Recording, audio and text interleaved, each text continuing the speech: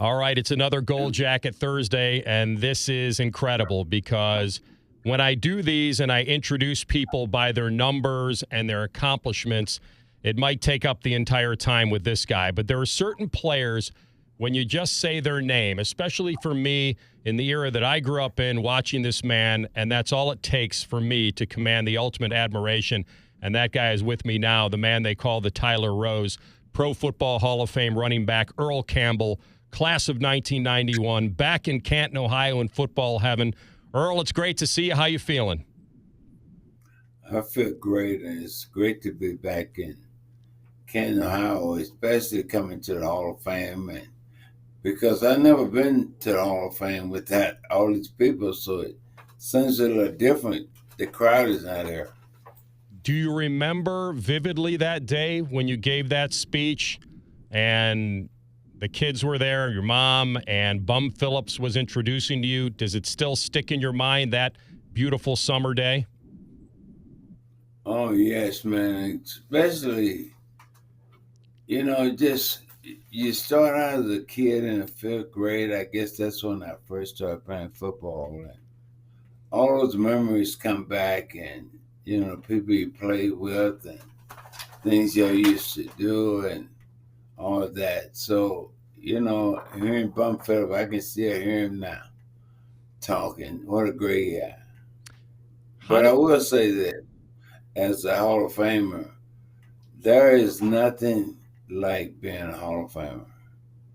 I've experienced it all, and the people that run this up in Canton, Ohio, they make us feel so. You would think we live here and we come here once a year. They did such a great job. you led the league in rushing your first 3 years of your pro career. Were you aware, Earl, from week to week where you stood? Was that important to you? Did you look every week to see what the other 34, Walter Payton, was doing? Was that important? No, going back, Russian chat and all that. I wasn't. I never thought about. The only guy that wanted to do me in pro football was now he was my hero, and we're the best of friends to this day. He comes down on the ranch, he stays with me, and we have a good time. And that guy is Tony Dorsett, because Dallas. If you live in Texas, and uh, my hometown in Tyler, Texas, is about an hour away from Dallas, and they had a guy playing football for them at that time. Dwayne Thomas, he was flat-footed and bow-legged. And along came Mr. Dorsett, and that was just my all-time hero. And I didn't ever want him not do me and said that. I used to tell a pilot, say we played Cleveland Browns, right? I would get one of the stewardess on the plane and say, would you ask the pilot to check and see how many yards Dorsett gained today? I was a competitor that way. I knew there had to be one, and it was Tony Dorsett, a fellow Hall of Famer. So that's very, very cool. Back in That's your right. back in your era, and even my era, Monday Night Football to me was the biggest thing on television. That night against the Dolphins, 199 yards, 4 touchdowns. Was there a difference for you playing on a Sunday afternoon versus a Monday night? Did it feel big to you, Monday Night Football, when you played? Yes, to be very honest, you always kicked it up a couple of notches when you was on the play on Monday night. And I remember Howard Cosell, Frank Gifford, Dan the Don, and a substitute named O.J. Simpson. Of course, at that time when I played, O.J., he had done everything that a ball player could do. I mean, he ran for 2,000 yards. He was Mr. Ed in pro football. And, I was young in college. I watched all that.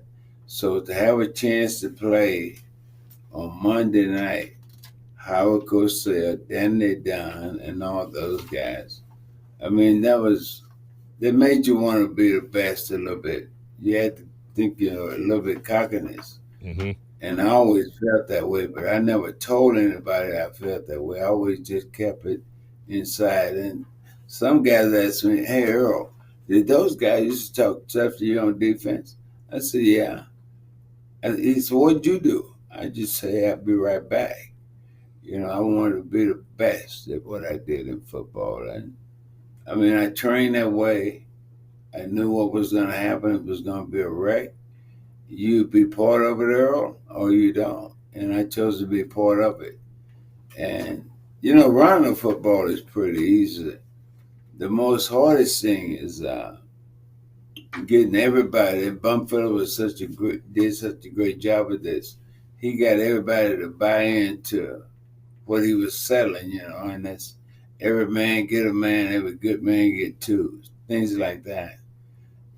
And it just kept building up, So when you play on Monday Night Football, that's the big eye in the skies on you. You can't do no wrong. So that Miami game, I remember Tim Wilson, who was the fullback. He said, Earl, he says that defense, that linebacker, he coming down off in there real close. I'm going to do everything I can hook him, and you go outside of me.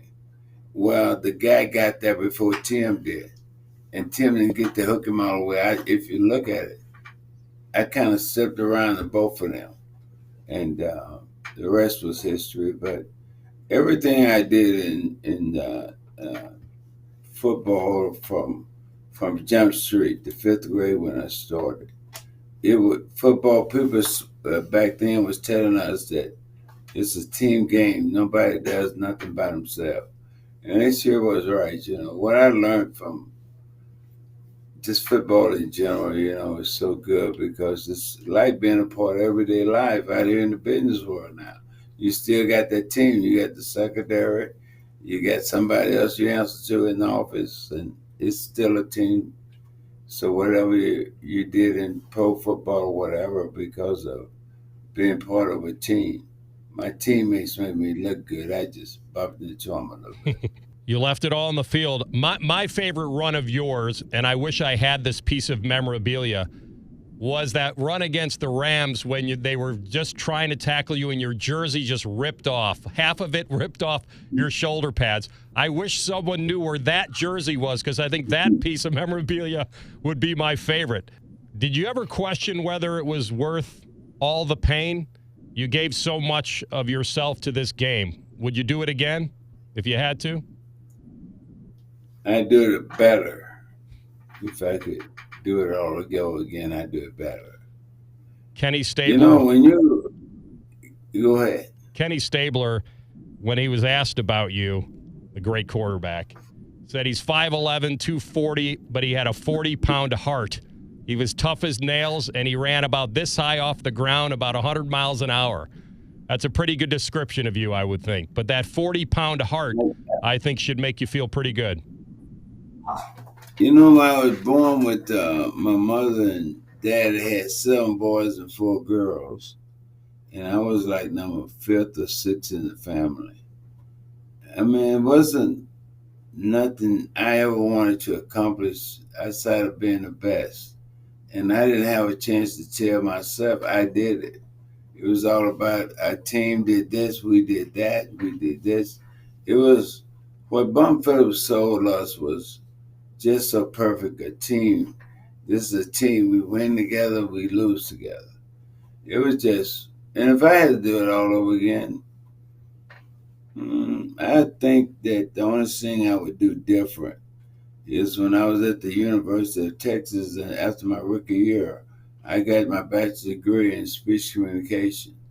And I was on my way to the grad school building to get involved and start taking classes going to grad school. Somebody stopped me, and I never made it to that building until this day. So, but you made it. You eventually made it, and you're now back in football. I would tell you the one thing that kids in college football and high school football need to start thinking about is you got a scholarship to go to that school to be an athlete.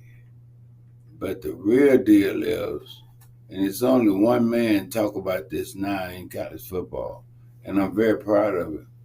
And that guy named is Deion Sanders. He's real honest with those young men he's coaching. He tells them, everybody is not going to make it in pro football. I might well to be honest.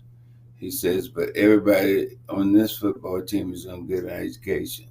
And I think that's what we need to start selling to these young kids, because when the curtain comes down and there's no more left for you in football or basketball, whatever sport you're playing, I do think that every kid should be a student athlete, and these coaches and institutions, regardless of all this money paying and going around or not, those children deserve to get an education from college.